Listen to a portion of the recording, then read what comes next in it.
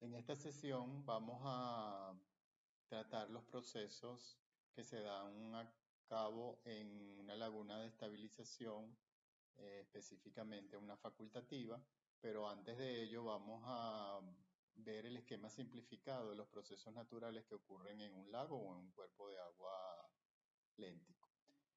A través del ciclo de carbono, nitrógeno y fósforo se incorpora la materia orgánica y nutrientes en el cuerpo de agua. Esa materia orgánica y nutrientes, específicamente el nitrógeno y el fósforo, es aprovechado por las algas para, junto con la energía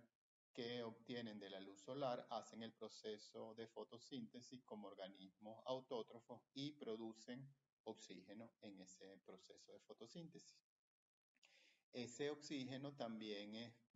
se provee en el cuerpo de agua a través de la reaeración del oxígeno que se disuelve en el agua que se encuentra en la atmósfera. Ese oxígeno entonces es utilizado por las bacterias aerobias, en este caso, que junto con la materia orgánica y los nutrientes que son incorporados en ese cuerpo de agua, hacen sus funciones vitales y como organismos, la mayoría de ellos heterótrofos, hacen esa degradación de la materia orgánica, utilizan ese sustrato como fuente de carbono y con el oxígeno,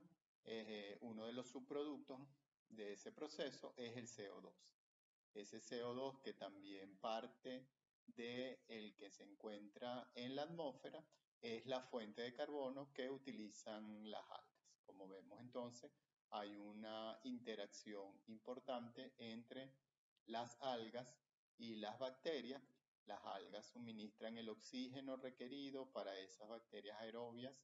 y las bacterias aerobias, como subproducto de su respiración, si ahora trasladamos ese proceso a una laguna facultativa, entonces en este momento la fuente de nutrientes y de materia orgánica ya no es los ciclos naturales de carbono, nitrógeno y fósforo, sino el agua residual doméstica municipal, que como hemos visto en los temas anteriores, tiene principalmente materia orgánica, una materia orgánica que está disuelta y suspendida, que es entonces la que va a ser el sustrato de esas bacterias aerobias en primera instancia, y una materia orgánica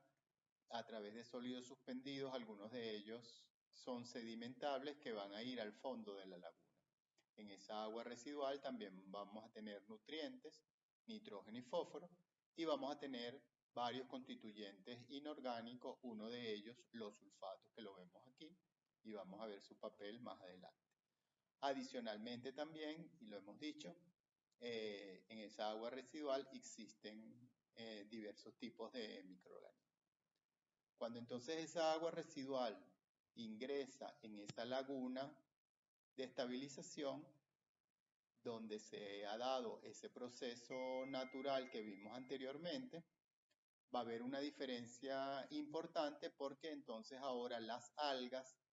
y las bacterias van a tener una fuente adicional rica incluso en nutrientes y materia orgánica, que entonces esas algas van a crecer aceleradamente porque tienen una fuente externa de nutrientes, van a producir una gran cantidad de material celular o lo que es lo mismo nuevas algas y por consiguiente van a producir una gran cantidad de oxígeno. Al tener mayor cantidad de oxígeno que el que teníamos, por ejemplo, en un cuerpo de agua natural, entonces estas bacterias, en principio que son aerobias, van a utilizar ese oxígeno, van a crecer, van a producir nuevas bacterias y entonces con eso van a degradar mayor cantidad de material orgánico, que es lo que estamos persiguiendo en una laguna facultativa como unidad de tratamiento. Fíjense que los sólidos suspendidos que pueden sedimentar, entonces van a formar lo que se conoce como el lodo en esa laguna de estabilización, en este caso facultativa. Si vemos esta ecuación, fíjense que aquí hay luz solar, nutrientes, en este caso nitrógeno y fósforo, agua y CO2, que es la fuente de carbono de esas algas, y entonces con esa reacción se produce este material orgánico, pero que es células vivas, que son las algas, fíjense con esta composición, y vemos la gran cantidad de oxígeno que se produce en la laguna, que entonces está disponible para las bacterias aerobias. Si vamos entonces ahora a la fase anaerobia, una vez que entonces se está acumulando esos sólidos sedimentables en el fondo, ese sulfato que está en el agua residual es utilizado entonces por las bacterias anaerobias, que también por supuesto utilizan ese material orgánico presente en el agua residual, y los principales subproductos, como lo hemos visto, son los gases de CO2, el H2S o ácido sulfídrico y el metano. ¿Okay? Estos son gases, algunos de ellos con mayor solubilidad que otros. Por ejemplo, el CO2 es más soluble en el agua, y parte, por ejemplo, de ese H2S se combina con el oxígeno para formar ácido sulfúrico. O sea que interviene otro concepto que ha sido visto por ustedes en materias anteriores, específicamente también en el laboratorio de ingeniería sanitaria,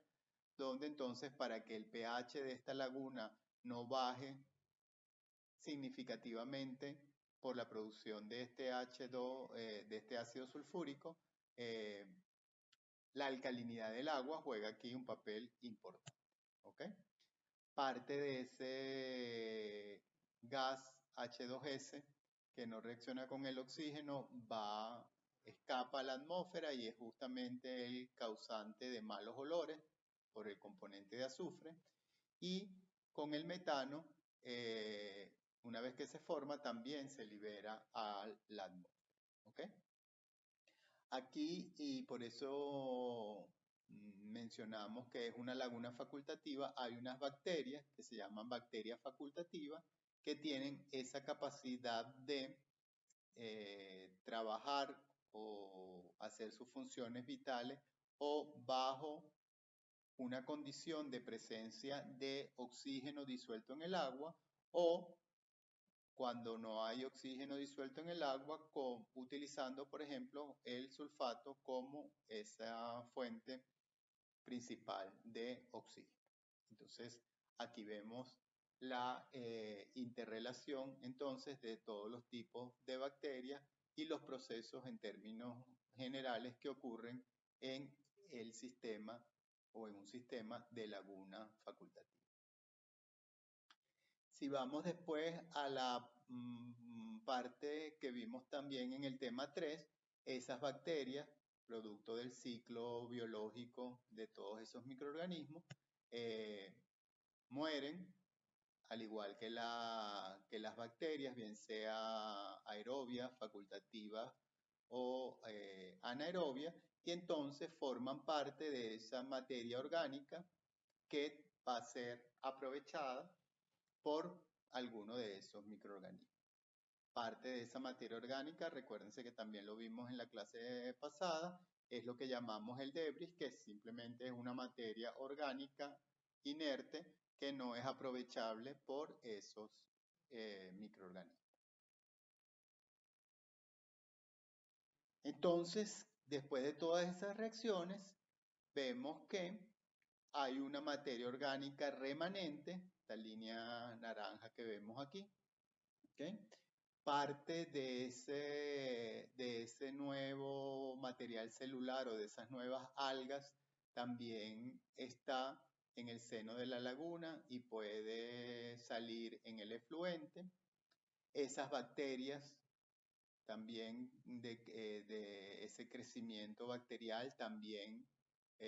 pueden estar en el efluente y inclusive producto de estos gases que se forman aquí, puede haber una resuspensión de este material que ha sido sedimentado, ¿okay? Donde allí también hay bacterias anaerobias que pueden entonces también estar en el efluente. Entonces realmente esta agua residual tratada que la vamos a usar para descargar y reusar tiene algas, tiene materia orgánica, tiene bacterias, organismos y tiene sólidos suspendidos producto de este sistema. Aquí tenemos un poco lo que les comentaba anteriormente, el equilibrio del sistema carbonato, o lo que es lo mismo lo que produce la alcalinidad del agua, que también define un importante proceso en la laguna, porque dependiendo de si es de día o si es de noche, yo voy a tener mayor o menor cantidad de CO2 en la laguna. Cuando estoy en el día y las algas están produciendo oxígeno, o mejor dicho, están haciendo fotosíntesis y en su proceso de fotosíntesis están produciendo oxígeno, entonces ellas están consumiendo ese CO2 que están produciendo las bacterias, sobre todo las bacterias aerobias. Pero en la noche, cuando ya no hay luz solar y las algas disminuyen el proceso de fotosíntesis, entonces por un lado respiran y entonces producen CO2 y las bacterias que también están produciendo ese CO2 se comienza a acumular CO2 en la laguna y entonces se produce ese equilibrio carbonato y entonces es por eso que en términos generales los pHs aumentan ligeramente por encima de 7, pudiendo llegar incluso hasta 9 en el día, mientras que en la noche y en horas tempranas de la mañana el pH tiende a ser relativamente bajo, menor de 7, justamente por la utilización o no de ese gas CO2. Bueno, y para finalizar aquí, para completar el diagrama, entonces tenemos la ecuación que les mostré hace un rato sobre cómo es la producción de las algas y un poco esto nos permite visualizar la gran cantidad de oxígeno que se produce a consecuencia de ese proceso de fotosíntesis. ¿Ok? Esto en términos generales entonces es el esquema del proceso de una laguna facultativa. Evidentemente es cuando yo tengo una profundidad muy relativamente pequeña y no tengo sólidos suspendidos sedimentables en el agua, entonces el proceso que se lleva a cabo es fundamentalmente el aerobio y entonces por eso decimos que es una laguna aerobio. Si al contrario yo tengo una profundidad muy elevada, tengo un agua residual con alto contenido de sólidos sedimentables y el efecto, como la profundidad es mayor que el área superficial, el efecto entonces que se va a producir en la laguna es fundamentalmente esta parte inferior que es anaerobio y cuando tengo entonces una profundidad intermedia, que estoy hablando en el orden de 2, 3 metros, entonces se dan todas estas condiciones, que es lo que mencionamos o describimos aquí como el proceso de la laguna facultativa.